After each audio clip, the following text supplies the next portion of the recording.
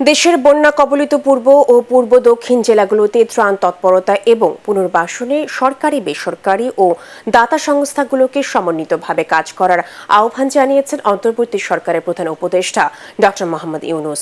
সার্বিক বন্যা পরিস্থিতি নিয়ে রাষ্ট্রীয় অতিথি ভবন যমুনায় ৪৪টি এনজিও নেতৃবৃন্দের সাথে মতবিনিময় সভায় তিনি এই আহ্বান জানান।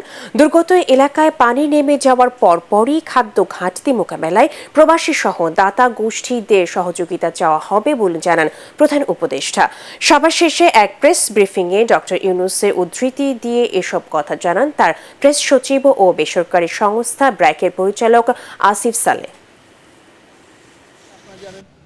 এই জায়গাগুলোতেও কি ধরনের ত্রাণ দরকার এবং সেই ধরনের ত্রাণ জোগাড় করা, পাশাপাশি কোন জায়গাতে ত্রাণটা বেশি দরকার সেই জায়গাগুলোতে যাচ্ছে কিনা সেখানে একটা সমন্বয়ের ব্যাপার আছে। আমরা আশা করছি একটা নতুন পরিকল্পনার মাধ্যমে আমরা একটা স্ট্রাকচারের মাধ্যমে আমরা যেতে পারবো।